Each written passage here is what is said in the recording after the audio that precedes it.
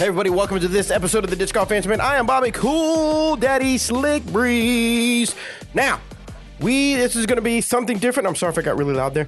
This is completely different. We are in Arizona, myself and Robert McCall. We are not set up at all as we normally are. We're not on YouTube. We're not even recording regularly. We are at a Airbnb in Arizona for the Memorial Championships, and we have a dinner party with team players from Latitude 64, Dynamic Discs, and Westside Discs. And I posted on a fan page, not our fan page, but a fan page of the three brands that we have. If you're really into our three brands, you can find them on Facebook. Just search for Latitude 64, Dynamic Discs, and Westside Discs fan group. Anyway, I posted some questions on there, and it's going to be loud because we have music going. We have about 30 people in our Airbnb having a good time, eating pizza, and just talking disc golf. And actually, we're watching the round 2, I believe, from the Memorial on YouTube. So anyway, me, Danny, and Anthony are out here doing a lot of work. So if you're not subscribed to our YouTube channel, Dynamic Discs, you need to get subscribed because we're going to have a lot of stuff in the bags, in the mines, and all kinds of good stuff. So I am going to walk around. I'm going to grab my phone because it has the questions that I posted on there. And I'm going to ask the players some questions. Again, you're going to hear music in the background. You're going to hear a little bit of, you probably hear a crowd, people talking. We'll have to see how good this microphone is. But I'm going to sit down and ask them questions, some of which was posted on the fan page. So, Paige Pierce just walked in. Emerson Keith just walked in. We have Jordan Castro and Zach Melton playing pool. We have Missy and her boyfriend Tom eating. We have Eric Oakley talking disc golf with Jake, and I don't know the guy's name. He's new to Latitude 64. Jeremy Rusko chatting with Scott Reek, David Berglund, CEO of Latitude 64, talking with newly acquired team member Albert. Anyway, let's get to the questions. I'm going to go over to the Facebook group. Let's see again. Thank you for your patience. As this, I did this last year. We were actually out to eat at a restaurant. I think it was last year, two years ago.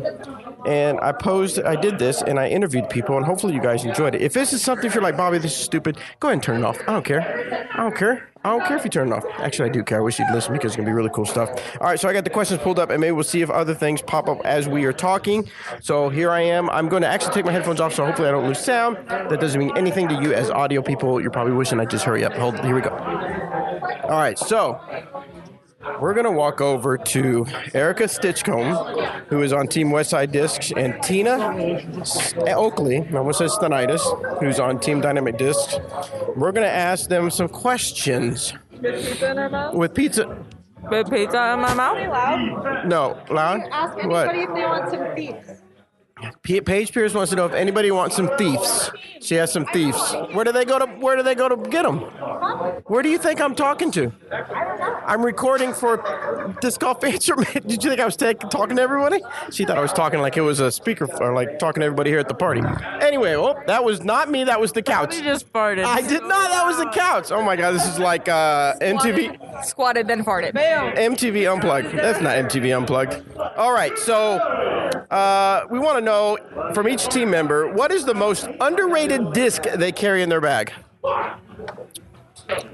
Either a Sorcerer or a Destiny. I think maybe Destiny is the most underrated. I think especially for women, it's like a pretty high-speed driver that you could flip over pretty easily, but has a really nice finish, and I don't see a lot of people bagging them. It's really great for my arm speed. This is Tina Oakley here. I think that the most underrated, I can't do it. For me, I think it's the Latitude 64 Fury. I think it is so useful. It's straight, it's understable. You can throw it for rollers, you can throw it for straight shots or turnovers. It does so many different things, and I just love mine so much. Thank you, ladies. I'll come back to you later on when we get some other questions. No more farting, Bobby. No more farting. I'm sure that my listeners appreciate this. So we have a specific question for Eric Oakley. I'm going to actually go over here and double check my connection to make sure I don't walk too far away. Yes, we're good. Okay. All right. Let's see what's going on with Eric Oakley. Eric, we got a person that wants to know, what is Eric Oakley's furthest flying felon?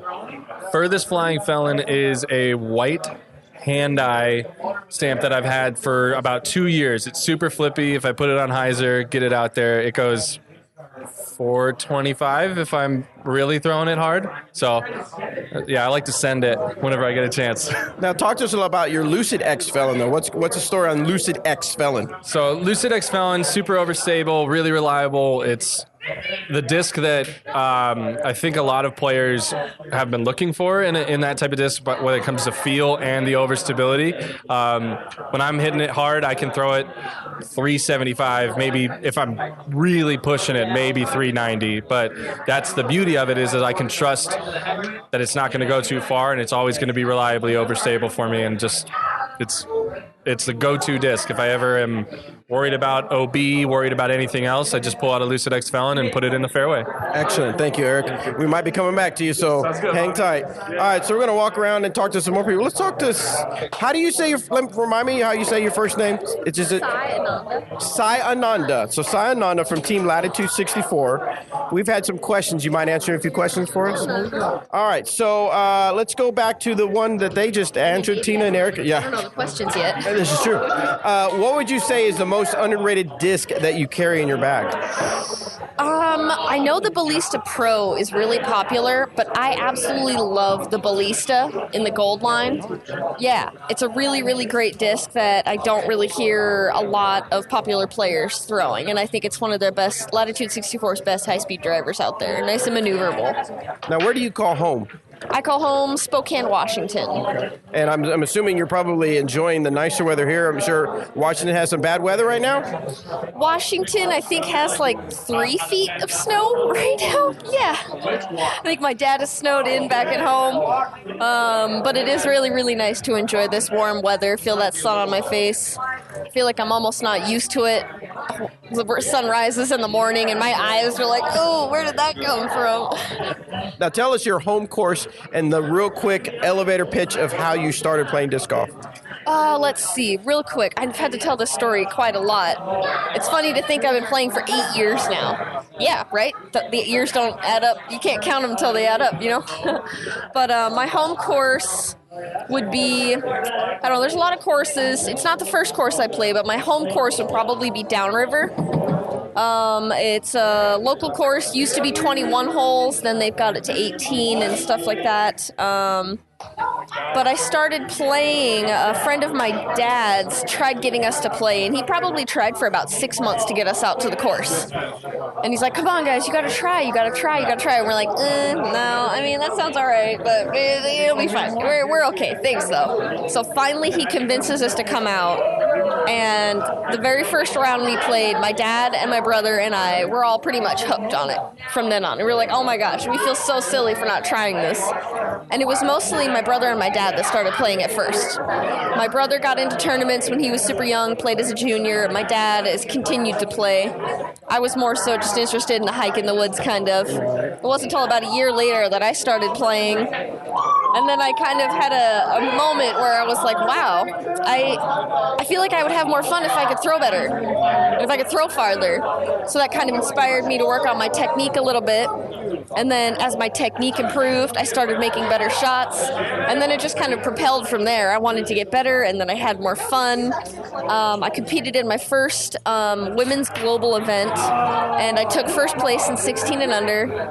Then I competed in a United States Women's Disc Golf Championship 19 and under, and I also won. And that kind of spurred my tournament career, and I've been playing and competing in tournaments since. Well, that's awesome. Well, thank you for that quick rundown of your story. I'm going to go around and mingle a little bit more, but we might come back to you with some other questions. Yeah, thank you. Excellent. All right, good stuff. It's always good to learn about how people got their start. Maybe it's something similar to your start in disc golf. Maybe it's not the same, but it's always good to hear how people get started. So we're going to mingle over here. We're over by the music, so it's probably going to be pretty loud. But let's ask Jordan Castro. Jordan, how are you doing? Good. How are you? Good. All right, so let's see. Let's see. They want to know what their most memorable, what actually worked kind of throw was. A throw that went really well that had a small chance of actually working. There is quite a bit, because I saw off a lot of shots that hit trees, and I actually hit a light pole at my home course. It rerouted, like flew Anheuser and aced it back in the day. Yeah, it was crazy. Super crazy. I bet you that was a good feeling to see it do that. Yeah. So how do you, so let's say, let's do the opposite, where something doesn't quite work like you wanted it to. How do you recompose yourself? Well, just kind of like think about it and just like, all right, like I think like why did that happen, and just like gotta think. Let's move on. It's one shot. There's so many shots in disc golf you have to kind of move on from. And tell us right now, what's your mid-range of choice right now? Fuse. Fuse? Yeah, Fuse. What do you think about that new Opto X Fuse? You gonna check that out? Johnny just gave me his one today, so I threw it a couple times and I like it. I think it's gonna be a huge thing. All right, well, I'm getting the dirty eye from Zach, so we're gonna they're playing pool, so my bad. I'll come back. All right, I'll come back to those guys over there. Let's check out a few other folks over here. We'll see. There's actually some people out on the patio. Hopefully the microphone will work as I'm out on the patio. We're gonna walk out here. Let's see, we have Taco, Michael Conley. Remind me your name again. Tommy? Yes, sir. All right, you're from Team Westside Discs, correct? Yes, sir. Tell us in your bag a disc that is underrated, but you think that, man, not a lot of people know about it, but, man, they really need to try it out, and tell us why they need to try it out. Can you think of one? I'm going to say the Warship from Westside Discs. It's actually really underrated. It has a great straight to overstable flight, maybe a little bit of a turn. But man, those things go really far, and they have sneaky speed too. You could put a whole lot of it on there, and it's super reliable. Now, remind me where you're from, your hometown. I am from Phoenix, Arizona, right here. Yeah, right where we're sitting. So you get to play the Memorial, obviously a Disc Golf Pro Tour, but do you do any other traveling for tournaments? Absolutely. This year I'm set up to go to the Utah Open. I'm going to try to get over to Pro Worlds, and I'm also looking towards Ledgestone. I actually just got on the wait list for that. So a lot of traveling this year compared to the last couple years. And I'm also popping up a bunch of tournaments in Arizona, a bunch of C tiers, a bunch of B tiers, and match play tournament. I'm running one of those. And then me and Charles Scott are going to team up, and we're going to do a bunch of next generation stuff as well. So did you run a match play last year? I played in the match play. Charles Scott, the guy who I'm running next gen with, he actually ran our state qualifier, and I played in that. And I really liked the way the whole thing was set up. So that kind of pushed me to run one this year. Let's see. So you're going to do Ledgestone and stuff like that. That's awesome. And you said it's a little more touring than you did last year. But let's talk about back to mid-range. You said the Warship's one that you think people need to try.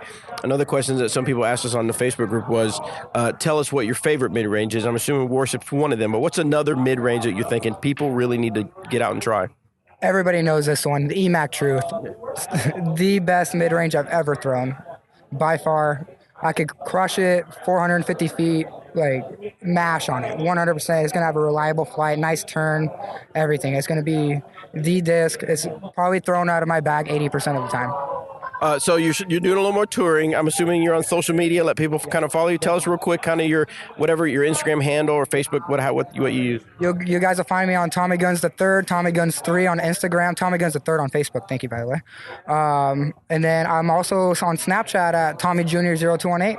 Excellent. All right, man, we're going to go around a little bit more. We might come back to you with some more questions. All right, so Mr. Conley, right? We were just having this conversation. Oh, what conversation? Well, about the most underrated disc in your bag. So talk to me. What do you got going on? So Taco was following me the other day, and I was mashing on this first run VIP Warhorse, which we were just talking. The team prototypes were a little overstable, almost too beefy, and they dumped a little bit. So I got the VIP ones, and if you have the arm speed at maybe like the 970 or higher rated kind of player, I'm really getting them to push now. And they kind of took the enforcers out of my bag, so I was throwing them all around Fountain yesterday, 8, 9, 1, hole 4, just because I know they're going to come back and finish. And on that course, you got to go right to left on a lot of the holes. So let's talk about arm speed. You know, a lot of the pros, pick the really overstable stuff because they got the arm speed. But give us a couple of mid ranges that, let's say, they haven't really played for a long time, and so they're not quite up to the pro level and things like that. Give us a couple that you think would be good. I don't want to say beginners because a lot of our listeners have been playing for a little bit, but maybe a little bit step up from just picking up a disc a few months ago. Sure. Yeah, and obviously if you give the casual player or the rec player the wrong disc, they're not going to have a good time. So the disc that I like to give my buddies when I come out, whether they've played a couple times or played with me however many times and they're not too good at it, I like to give them just a basic Lucid Truth. The name is in the disc, essentially, and they have confidence in it when it's truth and how it's going to fly. that disc. I think an EMAC Truth might be a little bit overstable for newer players, but a Truth, they can actually see that a little bit of an S-curve and get to throwing the disc on a flat angle. So even if you throw like an overstable disc on a flat angle, it's not going to fly. It's just going to dump for a new player. So getting them to throw that nice and flat, which is a basic Lucid Truth. Got any hometown course or hometown homies you want to give a shout out to? Shout out to Delwood Disc Golf. Sean Callahan's out here running some good stuff back home, a couple unsanctioned events, and an invite-only King of the Canyons 64-person tournament on Cinco de Mayo weekend. And do you do stuff on Instagram and things like that? If so, what's your handle we can follow you on? Yeah, find me at mconley5. I'm doing a lot of stuff when I'm out on tour, when I'm traveling, back home doing nursing, and I'm pretty adventurous, mountain biking, curling club, and just any other hobbies and recreational activities. All right, thanks, Mike. Well, good luck to you on the rest of the tour here for the disc golf season. Appreciate it, Bobby. Thank you. All right, we're going to head back into the house. It's nice weather out on the patio, but most people are hanging out inside, so it's going to get loud again. I'm going to check my sound, make sure we're working really good. We are working really good. Hopefully you're enjoying this. You're still tuned in and what's going on. Let's see. I got people looking at me like they don't want me to talk to them, but we're going to walk over and talk to them anyway. We got AJ Risley eating some pizza with guacamole on it, and homemade guacamole, correct? Yep. What do you put in your homemade guacamole? Avocados, onion, tomato, jalapeno. You got to roast the jalapenos on the grill or on the skillet first. Also, a lot of salt, lime juice. I went with some cilantro this time, a little bit of garlic, a little bit of pepper, and a lot of love. And a lot of love. So That's so creamy. It's all the love.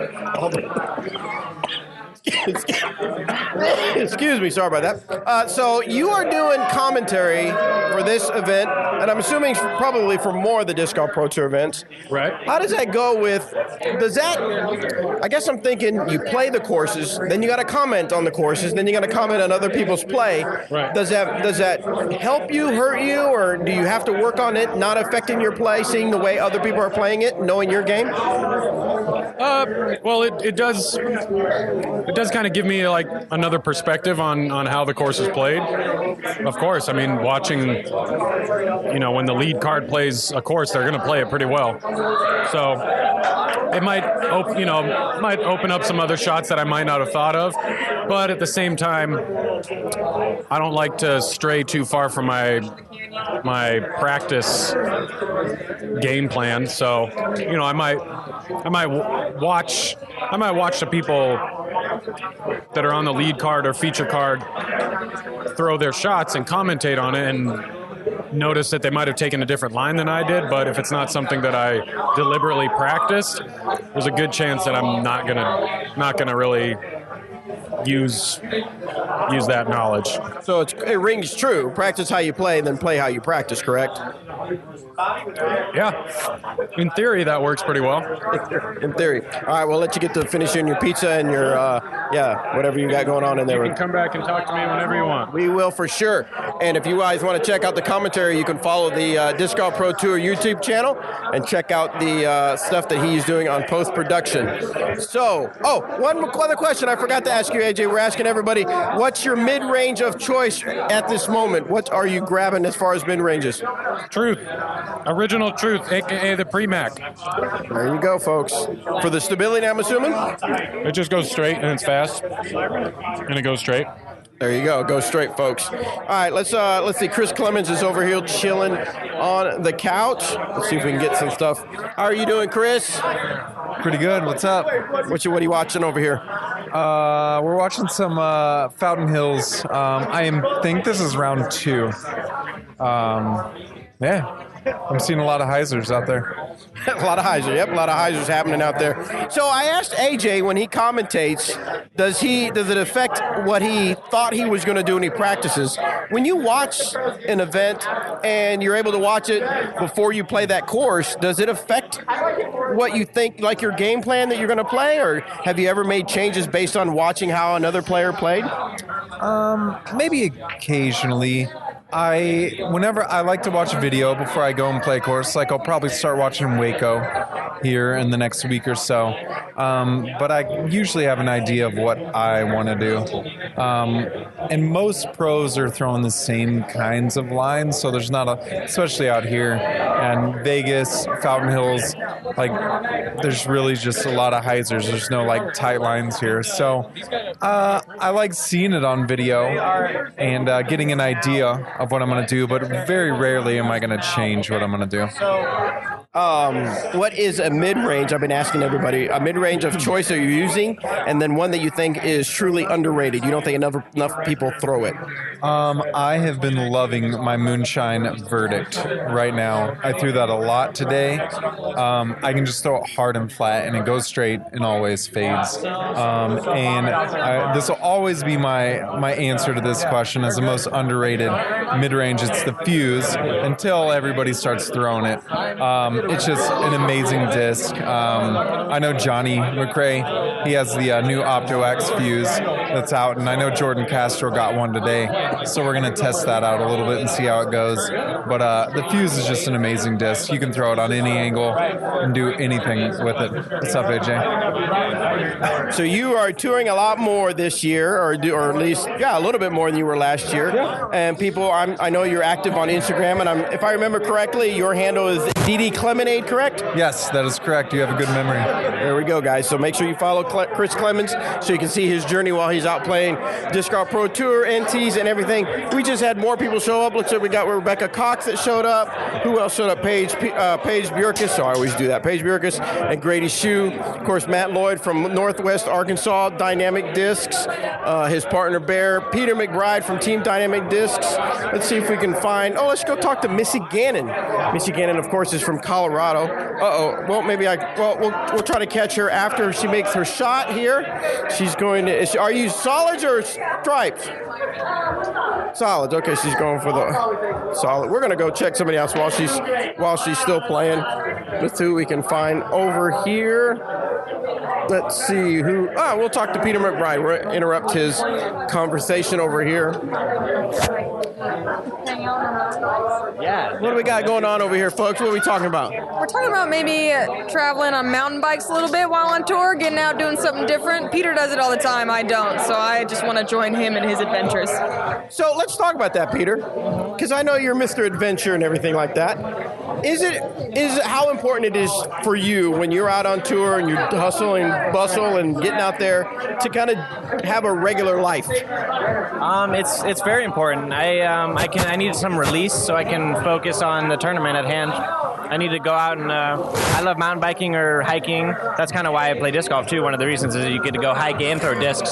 So being able to mountain bike and kind of just like de-stress can really be huge. Is that your way of de-stressing from let's say you have a not so great round, you just kind of get on a bike and go? Exactly, yeah. That's what I did today. I rode to the course. I parked a little halfway through at Vista. So I rode to my tee time and I rode back and I just kind of spun around. So talk to us a little bit about, we've been asking everybody about their mid-range. Tell me a mid-range that you're just really loving right now. Two mid-ranges I'm rocking, EMAC Truth and Retro Anchor. And then tell us your hometown and then where people can follow you on Instagram. San Luis Obispo, California, and Peter McBride _ and hometown course. Give a shout out for your hometown course. Sinsheimer Park, little 9-holer, my first ever course. Excellent. Thank you very much, Peter. Thank you, Erica. All right, who else we got? Bobby. There's AJ Risley. Who else haven't we talked to that I can interrupt their conversation? We'll go out here to Mr. Emerson Keith. He's out here talking the talk, but we'll get a little bit of see if we can't tap into Emerson's mind here as she's chewing on some pizza. How are you doing today, Emerson? Pretty good. How are you? Sorry. Oh yes, the stump in the bag in the stump. So what? Tell me again. Remind us what YouTube channel that's on. It's on my YouTube channel, Emerson Keith. That's all it is. And so, hold on. They want my phone so they can change the music. Hold on just a second. I apologize. I don't want to change it. Are they playing some dirty stuff in there? No, I just don't. just want to be able to. Oh, okay. So back to Emerson. So if you guys haven't watched, make sure you go to YouTube and search for Emerson Keith or search for In the Stump. So it's kind of like, well, I'll let Emerson explain. First, tell us, how did you trip on this stump and thought, oh, that'd be a good play for an in the back? Tell us kind of the story behind that. No, so I was playing the tournament, and I think it was like a hole 9 or 10, and I'm just walking by it, and I just see the hole, and I'm like, I have to get in there. Because I'm small and I can fit in there, I was like, I have to get in there. So once I figured out I could fit in there, I was like, we have to do a trick shot out of it. So we do the trick shot of me popping up out and flicking in the harp, and then we're done. But it happened so fast, I did it in 7 tries. We were like, what else can we do? So I ended up doing it in the bag from inside of the stump, and people love it. All right, so obviously for audio, it may be hard to picture this, but it literally, Emerson, how tall are you, Emerson? 5'5". He is 5'5", and he's in the stump all the way up to about right below your belly button. So he's pretty much in the stump, reaching out, grabbing his discs, and talking about his discs as if he's doing it in the bag. But Emerson, tell us real quick, like the elevator pitch, 30 seconds, how you got your start, where you got your start, and how you got your start in disc golf. Oh, my family. My dad and my uncle always took me out to play, and their friends and them taught me how to play, and I just loved it ever since. Was it like love at first sight type thing? Like as soon as you started playing, you're like, this is what I want to do. I want to get on the road. Or did something happen where you thought, I want to try to make this my thing? Well, I was 3 years old when I started playing, so I have no idea if it was love at first sight. But I've always enjoyed going out and spending that time with my dad, and I played hockey from when I was 7 to 18, and I had a bad injury that made me stop playing hockey, but I still played disc golf, and I started seeing people travel and play disc golf for their living and for their lives. And I was like, well, I can't play hockey anymore. I don't want to get a regular job. So I started doing disc golf, and it just took off from there. What would you think is what if someone's thinking kind of along the same line as you? They're thinking, man, I love disc golf. I'd love to make this something that I can get out on the road and do. Tell them one thing they've got to remember to make it happen. You have to commit yourself to it. You have to commit to getting out there and practicing, making sure that you're giving yourself the best chance to be the best in the world. You have to tell yourself that you can be the best in the world, or else you're never going to be. All the guys that have won world championship never doubted themselves at all, and that's why they got to where they are today. Excellent. Love that answer. All right, so let's talk discs. I've been asking everybody, what is right now the mid-range that you are grabbing the most out of your bag on the course? Probably my Gatekeeper. The Gatekeeper is super straight, super reliable. It's what I wanted my truth to do. So I would always have to put a new truth in the bag when it got flippy. But now it's nice to be able to have both, so I can know when I can reach for the Gatekeeper when I want something straight, and I can reach for the truth when I want something that's going to like hyzer flip straight and then finish to the right. So it's really nice having the two to pick from. Yeah, a lot of people say we put out so many discs and they replace others, but not all the time. Sometimes you just got to have that little bit of variation to know what to grab for. But let's talk even more specific. Your Team Series disc. If you guys are listening, we put out these Team Series discs for these touring pros to kind of help them, support them while they're out on the road. So when you purchase these discs, proceeds go toward their tour funding efforts out there. So, but tell us the disc you got, why you picked it, and tell us a little bit about its flight. I chose the Opto X Explorer. It was Ricky's in the previous year, and I chose it because it's probably one of my favorite discs to throw. I can throw it backhand, forehand. I can throw rollers with it. I can do a lot with it, and I just really enjoy the disc. So I had the opportunity to put my name on it, so I did. All right, well, I know they're not available at this very second, but I know the team players have them. So if you ever see Emerson and you want to get one, make sure you hit him up to get, I'm assuming maybe on Facebook you put it out there to sell them, or? Yeah, Facebook, Instagram, whatever you can reach me on. Okay, excellent. So pick that up, but eventually you'll see them on the store, dynamicdisc.com, and I believe they'll be available at other retailers as well. But yes, a lot of people are throwing and loving the Explorer Opto X for sure. Give us your handle on Instagram so people can follow you. My tag is Emerson_47472. Excellent, excellent. Thank you so much, Emerson. Good luck on the rest of for tomorrow as well, for sure. Oh, yes, thank you very much. I forgot my glasses. All right, we're going back in the noisy place again. I think they turned up the music, so hopefully this isn't too distorted for you. I apologize, but we're going to try to make this work with a couple more people. Maybe we can go outside. What's up? We got to get him on the microphone? Oh. About my Raider loss. Oh, yes. Jake threw his what hole was it? Hole 10. Hole 10 hit the tree, and when we went to go get it, it was nowhere. Like aliens had picked it up or something. It was gone. That was so weird. We looked at trees for 3 minutes. Well, the clock hadn't even started. We looked for like a minute or two, and then we started the clock. I don't know. He lost his Raider. People are really super excited about the Raider, guys, so if you want to check that out. I'm going to see if I can grab Paige Bjorkis, see if she wants to go outside real quick and we can talk. Yes, absolutely. So we're going to go outside so it's not so loud, and we're going to talk to her, see if we can get some more insight into what's going on this week and what's going on with her. How are you doing this evening, Paige? Doing well, Bobby. How about you? You okay? It's pretty loud in there, huh? I'm not really big. I'm not a social person, so settings like this are kind of hard for me. That's so funny to hear because you're always bubbly and everything at the store. So, but anyway, so I've been asking a few people some questions. Now, people, of course, know you because you're obviously the reigning world champion for 2018 and beyond, and however, 1X right now. But who knows what's going to happen for the future? But I know, and it's always people have asked you about the roller coaster ride of World Championship and everything, how your life has changed. But tell us now how, even after it's a few months gone by, what's going on with you? Dang, since World, even with a few months gone by, life has just been crazy. Decided to hit the road full time. I stopped going to school, stopped taking classes, so I'm committed to the road now. I have my name on discs, which I've never had before. I have a big touring van, and I'm running events out of it, so life has just made like a 180. If I think about this time last year, my life was completely different, so it's been good. I'm feeling really good and excited for what this year has to offer. So you've played disc golf for how many years? Oh my gosh. What year are we in? 12 years? It's my 12th year playing. So you've been playing for 12 years, and you've gone to big tournaments. You've played big events, but this is really, well, the middle of last year kind of was like I'm out on the road, but this is your first year that you're really out there. Yeah. Give us some lessons of the road that you've learned. Oh my gosh. Oh man. Don't waste your money on dumb things. Save money for gas and lodging.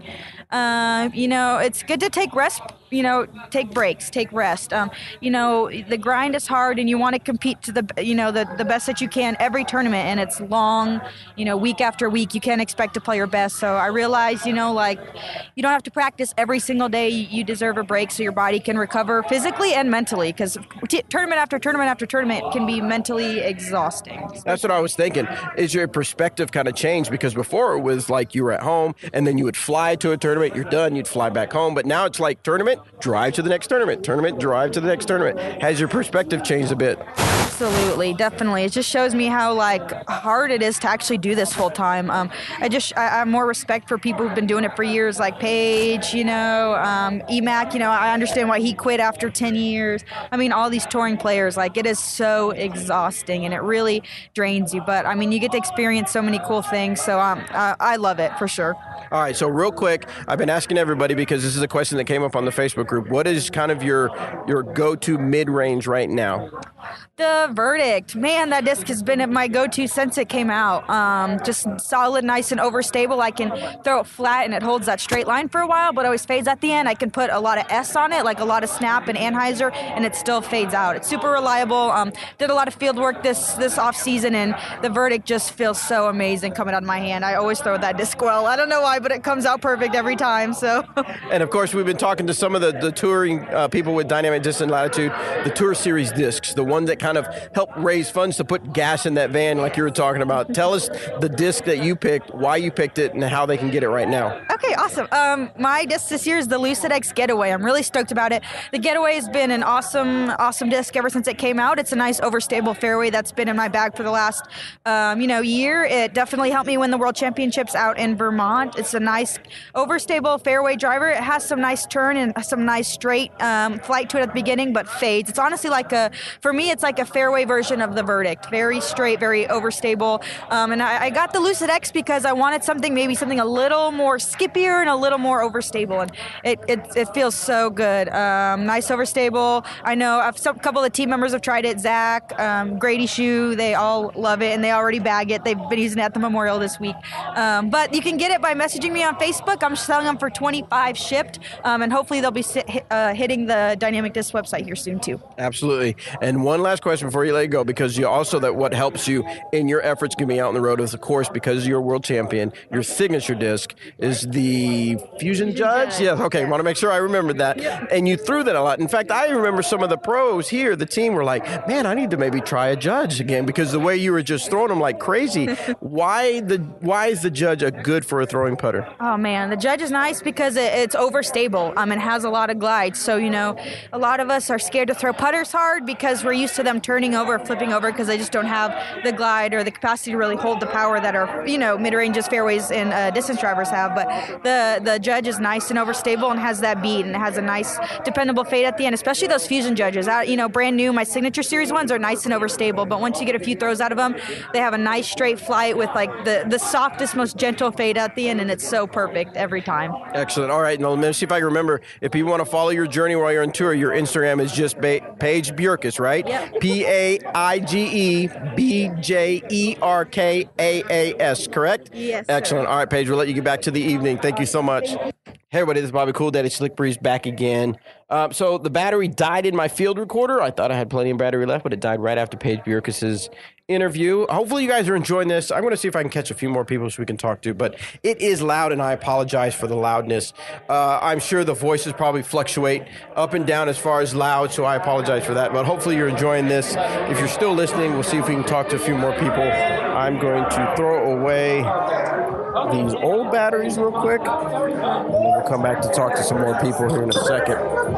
So, we got people watching the basketball game right now. We're going to head over here to Missy Gannon and see if we can ask her some questions. Finally, catch up with Missy so we can talk to her and learn a little more about Missy, the Cannon Gannon. So, Missy, talk to me. Hey. How are you today? I'm great. How are you? Tell us real quick where you got your start. Let's go back here real quick so it's not as loud. There we go. So tell us your start in disc golf. Tell us your home course, how you got introduced to disc golf, and how you got started, and where you were like, I want to get out on the road and play some disc golf. Sure. So I came out to Colorado. I moved out to Colorado, and a couple of my friends from college had moved out to Colorado too, and showed us around their local course. And that was my first introduction to disc golf. And I actually kind of hated it. What? Oh my God, we just lost about half our listeners. No, it was just one of those things where I'm super competitive. I wasn't really that great at it at the beginning, and I didn't understand why. And so right away I was kind of maybe defeated by it. But of course my competitive nature didn't allow me to stop there, and I picked it up a couple months later, and I was just like, okay, I'm gonna give this a real try.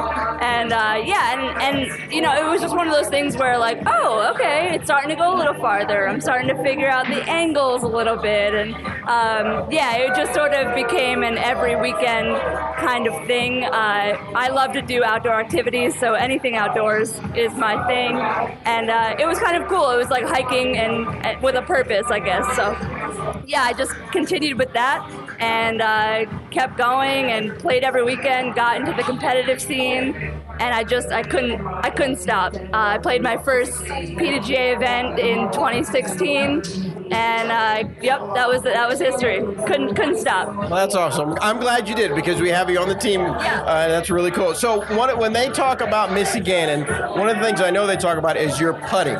Your putting is right on. Yeah. Tell us some lessons you learned, and maybe a technique or something that helped you become a better putter. Sure. I still don't really have a ton of distance. I get by. I'm averaging 3 to 350 pretty consistently, but I just learned that the short game is so important. So I started becoming involved in as many putting leagues as I could find. I decided to, get involved with 2 at the same time on different days of the week, and that just helped with the competitive side of putting, but also just getting that muscle memory. So, over the course of, say, this past weekend, I haven't had to think about any of my putts.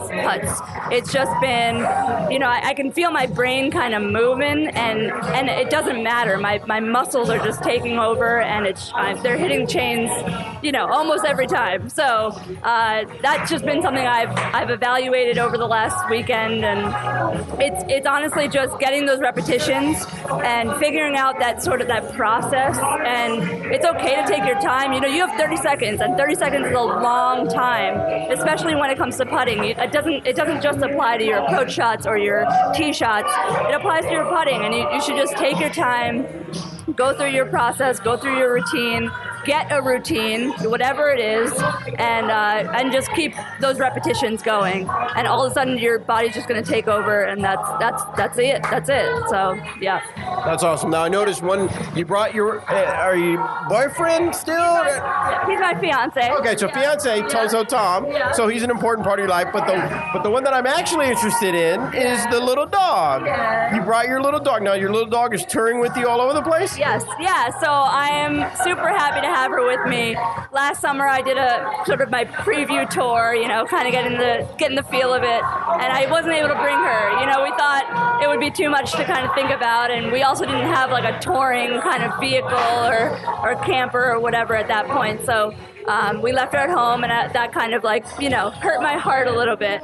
But we decided to go the camper route, and we're pulling along this little A-frame camper, and it has AC, it has all the hookups, so we're able to leave her comfortably in our camper during the day, and it's only for a few hours. We go right back and go hang out with her afterwards. So I'm super happy and super lucky to have her with us on tour. Her name's Pippi. She's an Australian cattle dog. I'm so happy to have her. And Tom is just a lifesaver. He's such a good caddy. He's just he makes me feel comfortable, and it's just really great to have both of my people on tour with me. Now, okay, so this is really I can't remember, so forgive me. This is the first year that you're really touring hard, right? I mean, just getting out on the road. Yeah. It's only the Memorial Championship, Yep. which you played Vegas, correct? I did not. You didn't. So this is your first big stop, right? Yeah. Any lessons that you've learned so far, even though it's early on, as far as life on the road?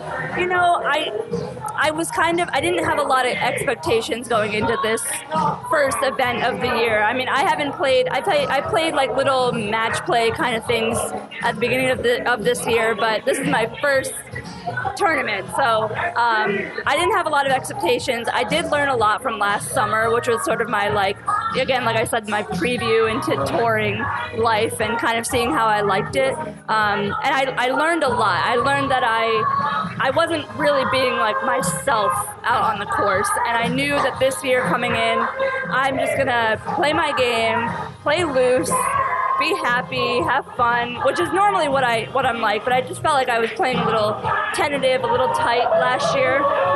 And I think it was just a culmination of a lot of things, like new to the tour, nervous about how to manage life. A lot of things were in my mind, and it's still going to be hard this year to manage those kind of things, but I think that I'm overall just playing looser.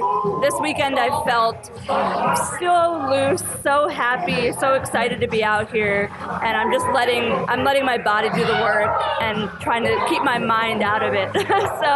So far so good. I'm really happy with my start so far, and I hope to, really push tomorrow and get things done. So that's my plan. That's awesome. Real quick, I've been asking everybody, go-to mid-range that you feel like you just seem to be grabbing a lot out of your bag.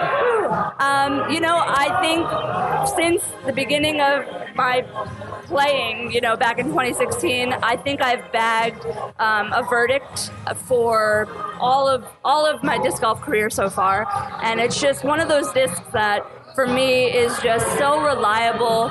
It'll flip up, it'll hold straight for a while, but it's always going to go left. And a lot of the time I feel like I haven't used my mid-ranges as much as I thought I would, but on some of these longer courses, it's definitely coming into play. It's a close tie between my verdict and my truth, but I gotta say that the verdict is definitely my go-to mid-range. All right, excellent. And right before we let you go, I know that Tom helps you with doing videos while you're playing. So tell us on Instagram, how do people follow your journey? Sure.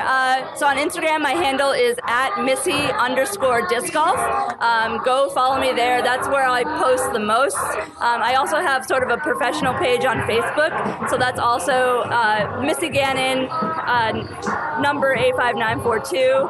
That's my professional page. I get a ton of friend requests on my other personal page, and I really appreciate your support and everything. But please go follow my professional page. You'll find everything that you need to know about how my tour is going and everything like that over on that page. And yeah, so that's how you follow me. Awesome. Well, we'll let you get back to the evening.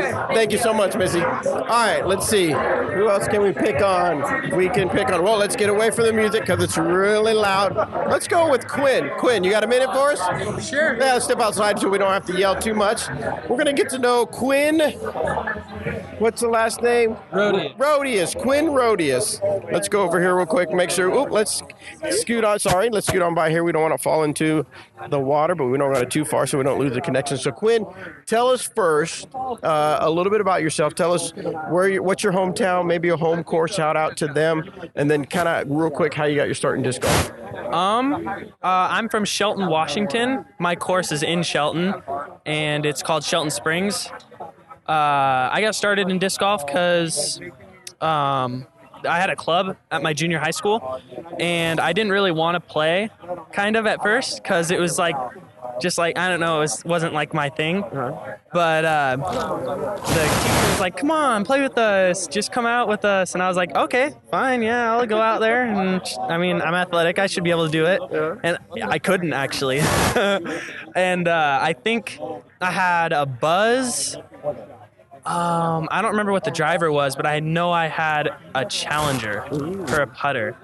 And I was on hole 2, and it's only like 240 feet. And it's downhill. I threw, I think it was like a 100-foot drive, and I had a 100-foot putt, and I actually made it on my second shot. And I was like, whoa, this is actually super fun. And that's when I started getting into it. And then I bought, I went to the store because I actually was like super in love with disc golf and at that point. And I went to the nearest shop, and I got a Nuke SS, and it was like a sidearm disc. I only threw sidearm. And I just kept throwing sidearm, and one day when school was over, I stopped playing because I never ride in town, and I was like 15 minutes from the course, so it was like I didn't really have a ride. But my grandma bought me a set of discs, and one of them was like a super light disc, and I was like, you know what, I'm gonna try backhand. Why not? And I went out into my yard, and I threw a backhand, and from that day on, I like switched to backhand from forehand. Wow. Because I threw such a good backhand that it made me like want to throw backhand from now on. And I don't know, I just kept playing. And what are you using for your backhand throw now? Defenders, Auties, Criminals. Criminals are nice and overstable. They're like my straight, stable shot if I want it to go straight and then maybe finish left at the end. Autie is like super trusty, overstable. If I need something to go left, I can throw the Autie, trust it to go left. Yeah, it's nice. And Defenders are just crusher discs. They go really far. But the Raider just came out.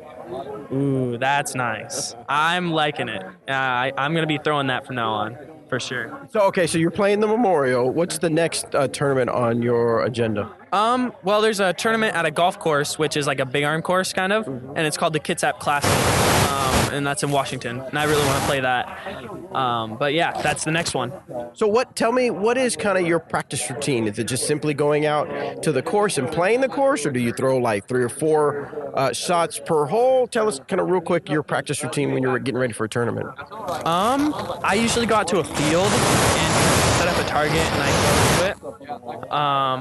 throw it. I kind of walk back like 200 feet, and I throw my putters 200 feet, and then back farther to 300, I'll throw my mids, and then I'll go to 350, and I'll throw my mids still, the leftover mids, and then I'll go to like 400, maybe 390, and throw my fairways, and then like try to get my distance drivers as close as I can to the basket from like 450, 500, something like that. Gotcha. All right. I'm asking everybody, what is right now you feel like a mid-range that you are constantly grabbing out of your bag? That's a gatekeeper. Okay. Yeah. Why is that? No question. Because the disc is like amazing. Feels good, trusty, never failed me. Never. I mean, sometimes it goes long, sometimes it goes like short, but it's never off the target. Like I can release it perfectly on the target every time, and it never goes right too far, never goes left too far. It's always just perfect. It's just perfect disc. Excellent. All right. Now, you're on Instagram, I'm assuming? Yes. You post some of your disc golf stuff on Instagram? Yeah. Tell us real quick, how do we follow your journey? What's your Instagram handle? My Instagram handle is Quinn Rodius, just Quinn Rodius, QUINNRODIUS. There you go, guys. All right. Thank you so much, Quinn. Appreciate it. We're going to see if we can find somebody else. Oh, I know where we're going to talk to. This is a little change of pace. Anthony. You guys know Mr. Anthony. So he's traveled with me a couple times on a few disc golf adventures for media. This is your first one, though, that we've traveled this far, correct? No, you tell me. Yeah, usually whenever we go anywhere, it's been Texas, and Texas. So this is definitely the farthest for sure. So we are what, 6 days in now, 5 days in? We got here, we left last Saturday, so it's been a week of traveling. So what's it like, the grind, disc golf media grind?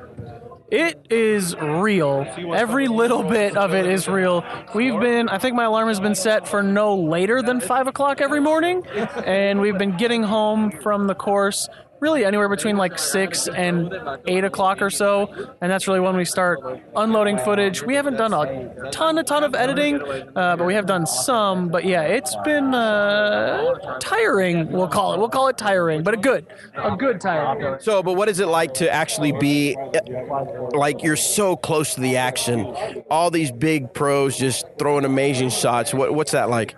1,000% aggravating. None of it is entertaining. It's purely angering.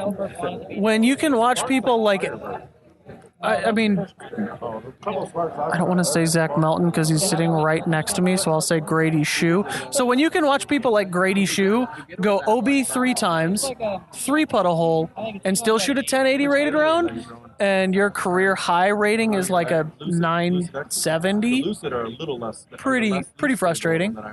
But also tons of fun because they're really good and throw frisbees a lot.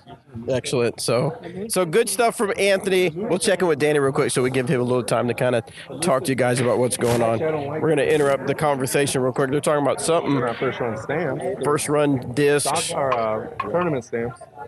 The Lucy So they're probably getaways, early run. yeah, the Lucy getaways are, you can smash them flat and not worry about it, and then they'll fade. They'll have that reliable, accurate fade at the end. The Fusions are just a little bit straighter. I like the Fusion for dead straight.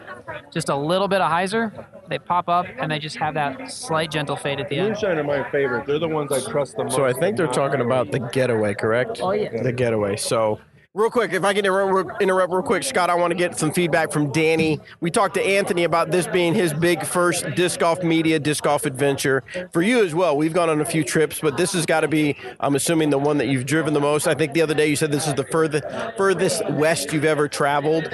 So tell us, we are 7 days into it. We got one more day. Tomorrow's the big payoff, the big finish. Tell us a little bit about something maybe you've learned that you weren't expecting, or that you were expecting but wasn't quite what you thought it was going to be out here doing disc golf media. First is wear sunscreen as much as possible. I am beet red everywhere. Well, I look like a lobster. The other was it's a lot of fun filming. I thought I would want to be throwing the whole time, but it's actually not as fun, but it's a decent amount of fun following people around and talking with them as they're throwing their shots and stuff. And it's a lot more fun than I thought it would be.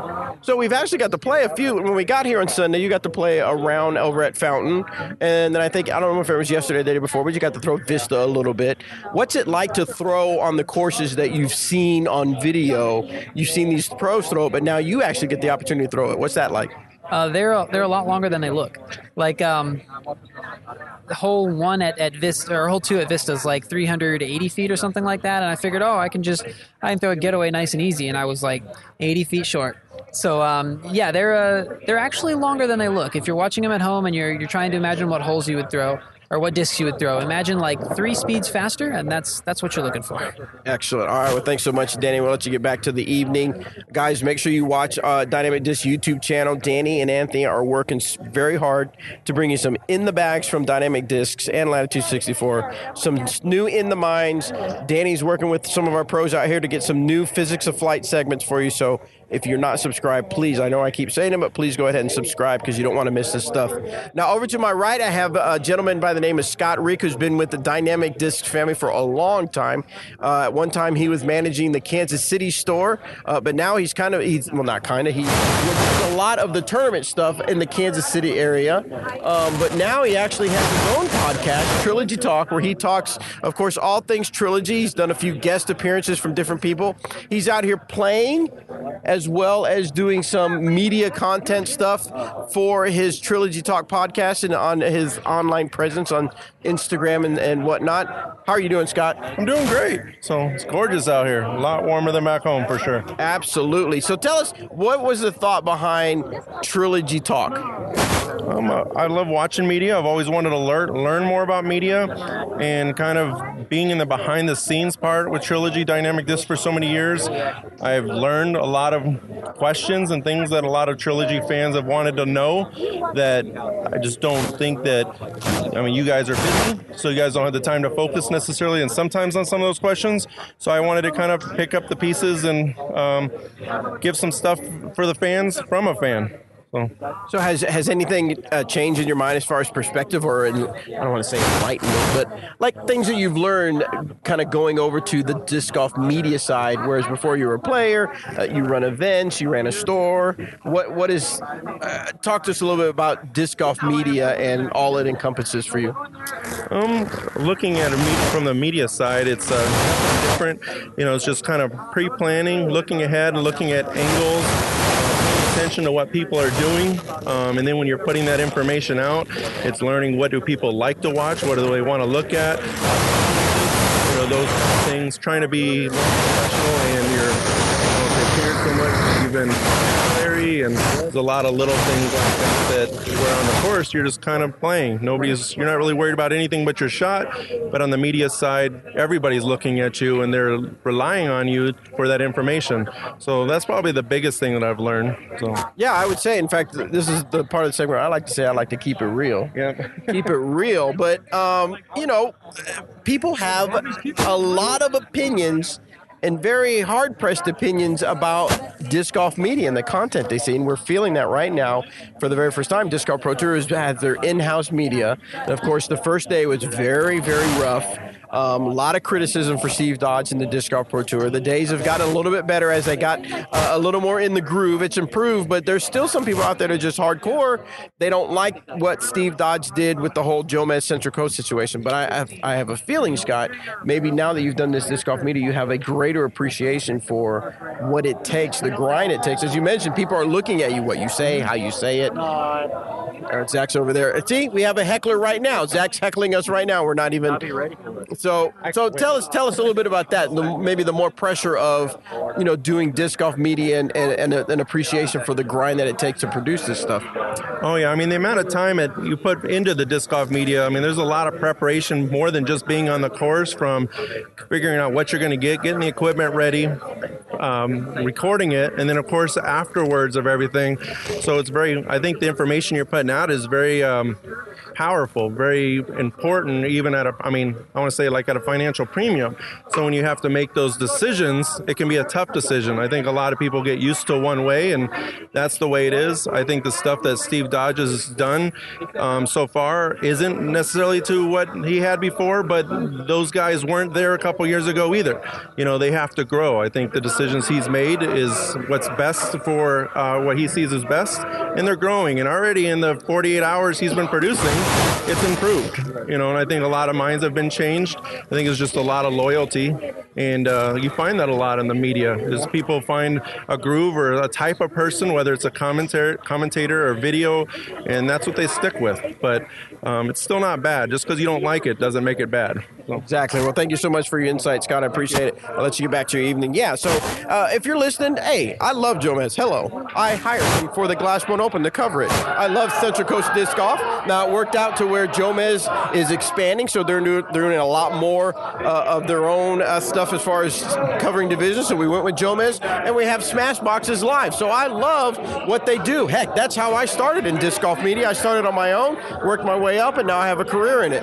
But I think people are being a little too harsh on judging Steve Dodge and the Disc Golf Pro Tour and what they're doing. So, guys, be patient. I'm not saying I don't know what will happen with the Disc Golf Pro Tour and the media scene, but I would suggest that you have a little more patience in what they're trying to achieve as far as the Disc Golf Pro Tour. So we're going to see if we can find a few more people to ask a few more questions. Thank you so much for hanging in with me if you are.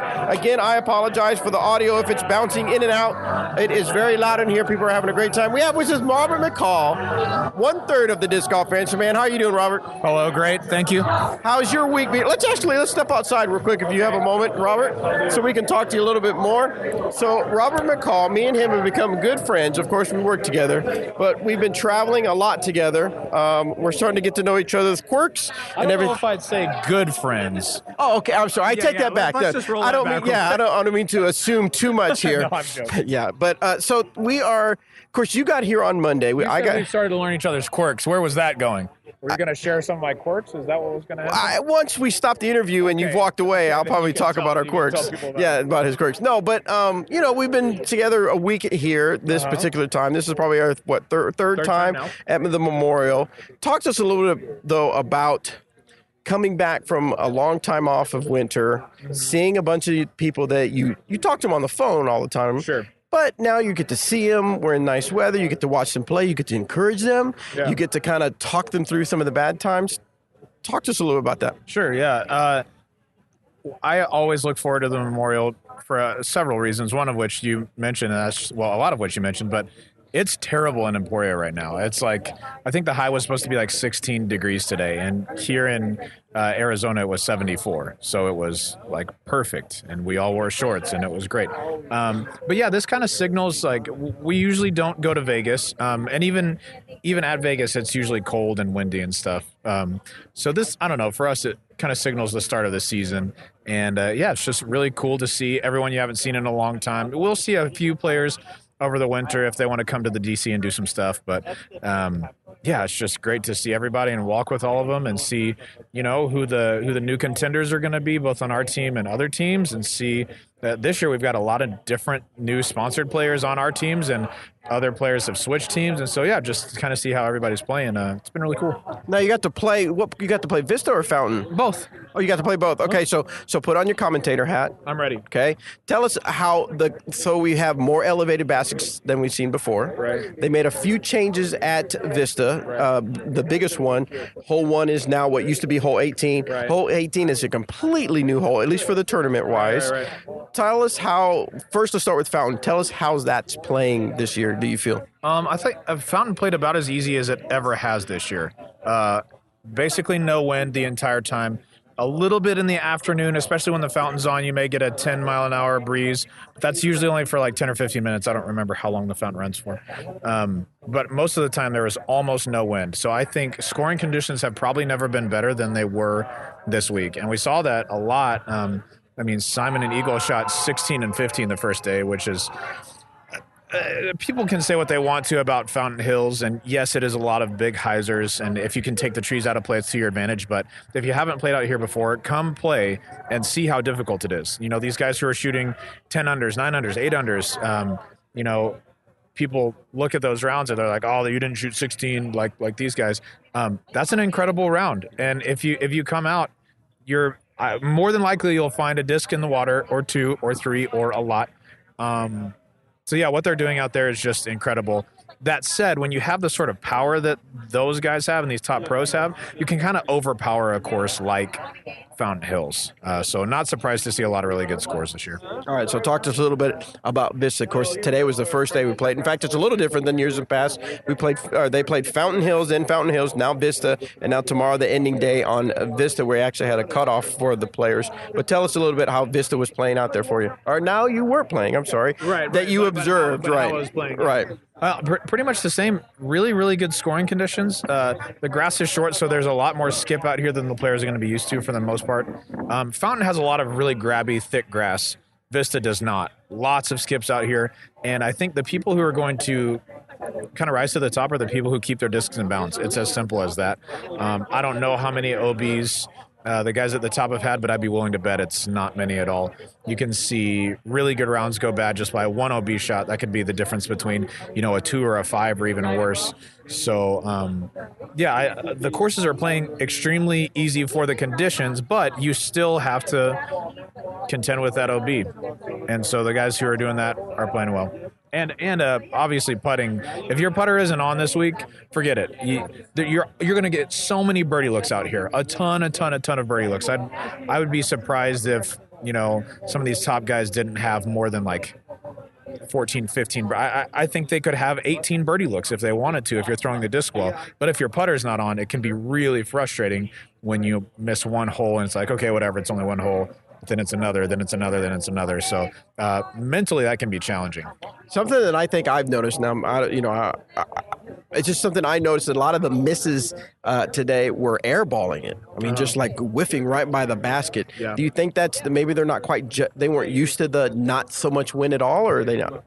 Maybe so. And I think a lot of people are still kind of getting their feet under them as far as the disc golf season goes. I know when we played practice rounds, I don't know if I've played disc golf in like a month or maybe a little bit longer. And so some of these people who are in that same sort of situation, I'm sure they got good practice days, but there's something about putting especially that's really just muscle memory. If you don't feel comfortable standing over a putt, you're not going to make it ever, unless you just get, super lucky. So for those guys who have been putting and playing during the winter, who's found some warm weather to get to do that, they're going to excel at a place like this. All right, so real quick, I've been asking the players, so we'll get your opinion because you're a player and you're decent at best. So, Decent at best.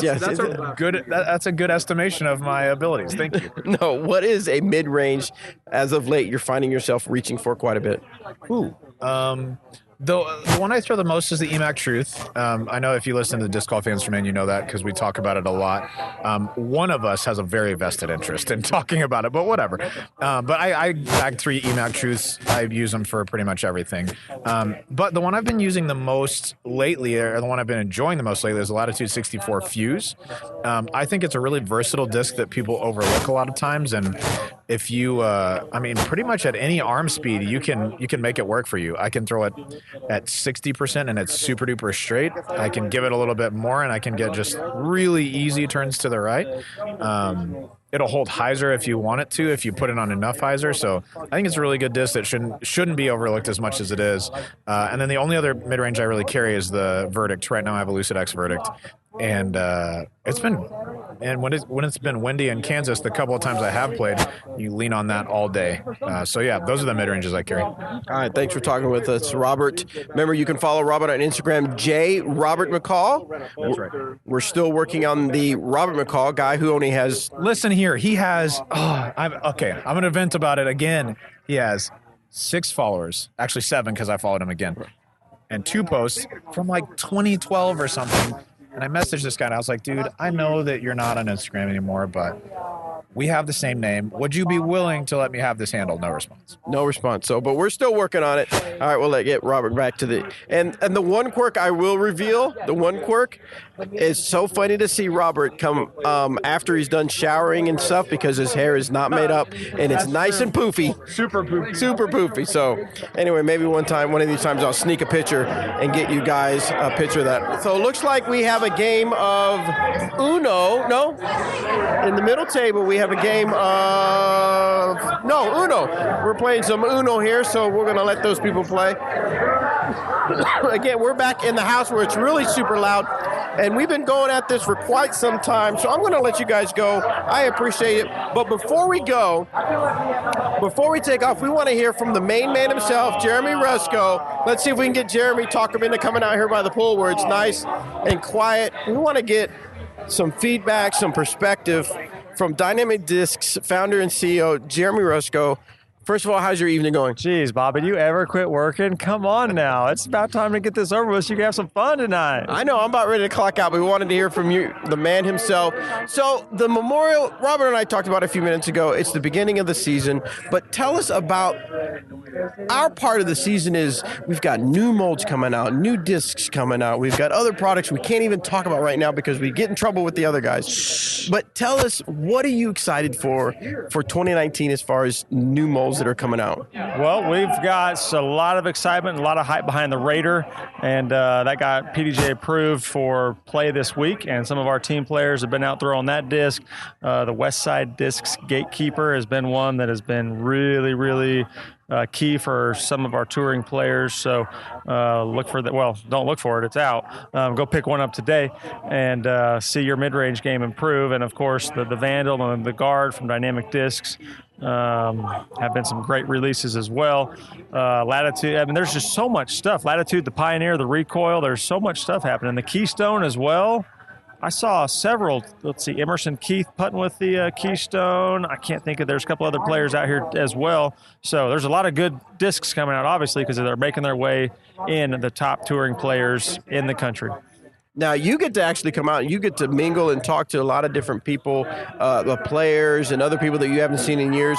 Is there anything else going on in the disc golf landscape that maybe is exciting to you when you talk to some of these other people out here? Well, it's so much fun being out here. Like this week in particular, I tried to find anybody and everybody that was wearing something Dynamic Discs. And I told them when they were wearing their Dynamic Disc hat or their Dynamic Disc shirt, hey, that's a good looking shirt, that's a good looking hat. It was really fun to spark up those conversations with everybody that's just walking around the course, spectating, having fun, or a key influencer in the sport even. So other than that, I mean, there's a lot of people out here, a lot of excitement with the 2019 season and a lot of changes that happened this year. So just looking forward to seeing an amazing 2019 season and looking forward to our team players performing at their best level ever this year. So a lot of the excitement and a lot of the buzz is talking about pro players. We're on the Disc Golf Pro Tour.